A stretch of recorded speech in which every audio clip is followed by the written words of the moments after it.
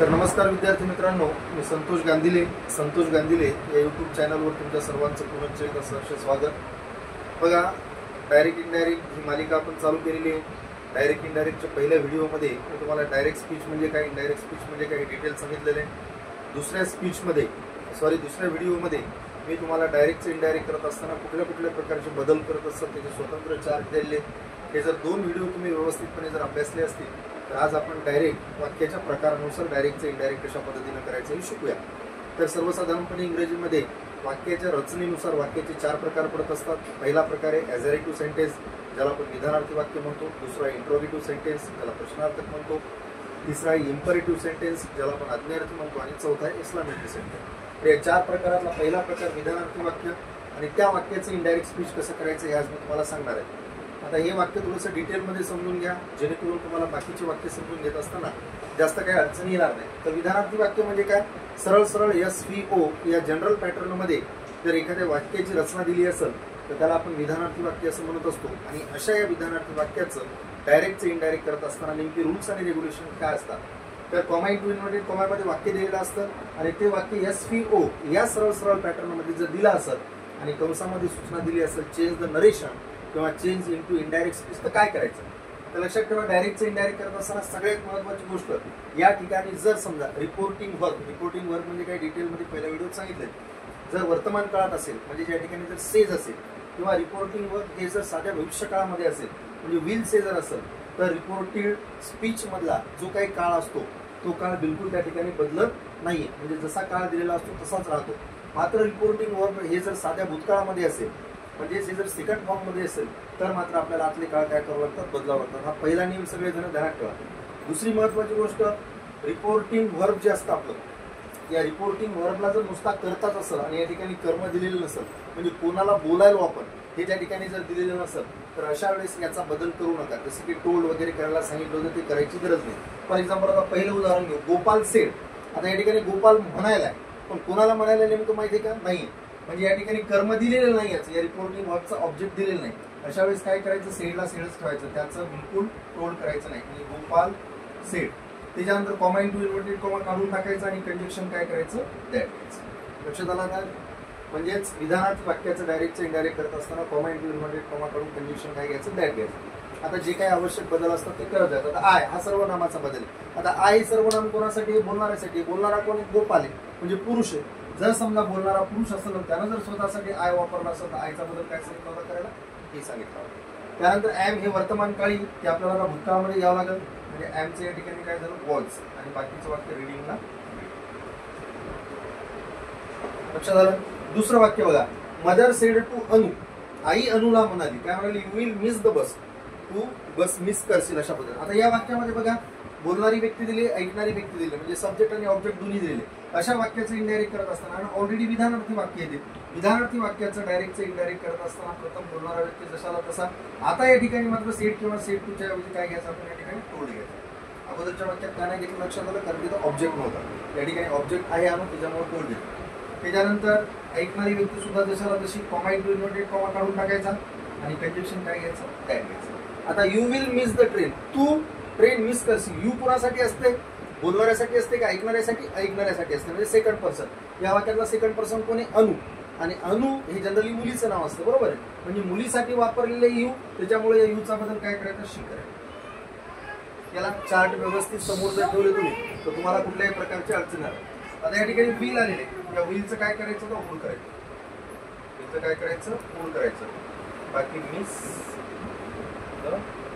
बस. बसचा काही बदल सांगितला नाही तर काय जण शहाणे बसचं ट्रॅक्टर करतील, तशा पद्धतीने काही करू नका. आता एक शेवटचं वाक्य बघायचं.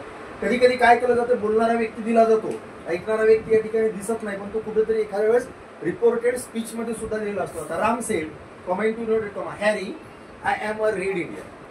राम बोलायला पण कुणाला बोलला, हॅरीला, म्हणजे ऑब्जेक्ट आत दिलेला आहे. त्याला काय करा, इनडायरेक्ट करत असताना बाहेर काढा, त्याला जास्त वेळ आत ठेवू नका.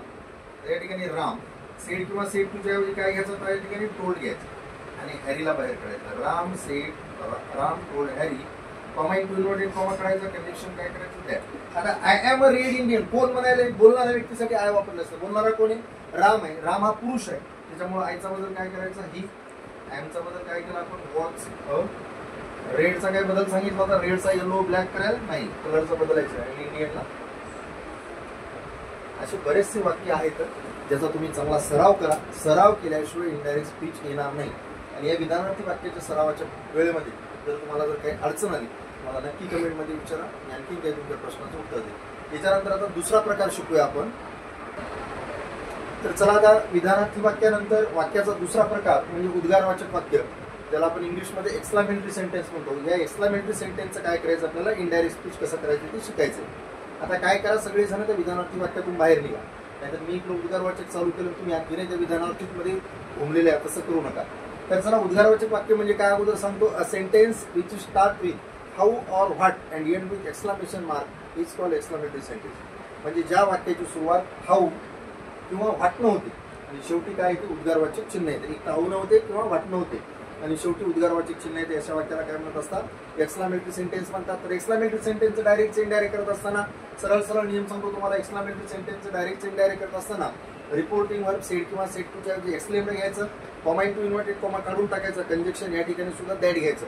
मात्र इथे एक गोष्ट सगळ्यात महत्त्वाची तुम्हाला करावं लागते, ती म्हणजे अशी की या ठिकाणी जे एक्सक्लामेटरी सेंटेन्स दिलं जातं त्याचं अगोदर तुम्हाला मनातल्या मनात ॲझरेटिव्ह सेंटेन्स करावं लागतं आणि मग त्याला कुठेतरी तुम्हाला काय करावं लागतं, इनडायरेक्ट स्पीचमध्ये बदलावं लागतं असतं. याच्यावर एक स्पेशल व्हिडिओ आहे आपला. कुठला व्हिडिओ आहे, exclamatory sentence make it exclamatory, exclamatory to assertive, assertive to exclamatory. तो व्यवस्थित बघून घ्या, तुम्हालाही लक्षात येईल. चला तर आपण डायरेक्ट वाक्याला सुरुवात करू. वाक्य काय, गोपाल सेड. आता या ठिकाणी कर्म असो नसो काही टेन्शन घ्यायचं नाही. विधानार्थी वाक्याच्या बाबतीत सांगितलं होतं मी, जर या ठिकाणी नुसतं सेड असेल म्हणजे कर्म नसेल तर सेडला सेड घ्या. मात्र इथं असो नसो एक्सक्लामेटरी सेंटेन्स डायरेक्ट इनडायरेक्ट करत असताना सेड असेल किंवा सेड टू तिथे एक्सक्लेम नाही घ्यायचं. एक्सक्लेम का घ्यायचं, कारण एक्सक्लामेटरी सेंटेन्स त्याच्यामुळे ते उद्गारात असतो, बरोबर आहे. त्याच्यामुळे विधानार्थी वाक्य आपण सांगत असतो आणि एक्सक्लामेटरी सेंटेन्स काय करत असतो, आपण उद्गारात असतो. Gopal exclaim, comma into inverted comma काढून टाकायचं आणि दॅट घ्यायचं. आता वरचं वाक्य काय, एक्सक्लामेटरी, त्याला विधानार्थीमध्ये कन्वर्ट करायचं. याचं विधानार्थीचं कन्वर्ट कसं होईल, विधानार्थी वाक्यात सुरुवात सब्जेक्ट नव्हत असते. काय सब्जेक्ट या ठिकाणी आय, त्याच्यानंतर वर्ब लागत असतं ऍम. म्हणजे हे वाक्य काय होईल, आय ऍम व्हेरी फाईन. हे इथं लिहायचं नाही, हे कुठेतरी रफ पेपरवर लिहा किंवा तुम्हाला जर मनातल्या मनात करता येत नसेल तर तसंही करू शकता. हाऊ काइंड आय ऍम याचा ॲझरेटिव्ह करा अगोदर, आय ऍम व्हेरी काइंड. आता आय ऍम व्हेरी काइंड या वाक्याला काय करायचं आपल्याला, इनडायरेक्ट मध्ये बदलायचं. आता आय कोणासाठी वापरला असतो, बोलणाऱ्यासाठी. बोलणारा कोणी, गोपाल. गोपाल पुरुष आहे, त्याच्यामुळे आईचा बदल काय करणार आपण ही. इथं जर एखाद्या स्त्रीचं जर नाव असतं सीता सेड तर सीता एक्सक्लेम्ड आणि आपण इथं काय घेतलं असतं, शी घेतलं असतं. ओके. त्यानंतर ऍम, ऍमचं काय करायचं त्या ठिकाणी घ्यायचं वॉच. व्हेरीचा बदल तर काही सांगितला नव्हता आणि काइंडचाही काही सांगितलं. अशा पद्धतीने ते बदलायचं. लक्षात आलं. काही जण डायरेक्ट बदलतील, तसं बदलू नका. अगोदर त्याला विधानार्थीमध्ये कन्वर्ट करा. दुसरं वाक्य, सी सेड, ती म्हणाली. काय म्हणाली, what a good news it is. काय गुड न्यूज आहे ती. अशा पद्धतीने कोण म्हणाली, ती म्हणाली. जे काय असेल कोणी म्हणून आपल्याला काय दिलेलं. शी सेड, सेडच्या ऐवजी काय करायचं, एक्सक्लेम.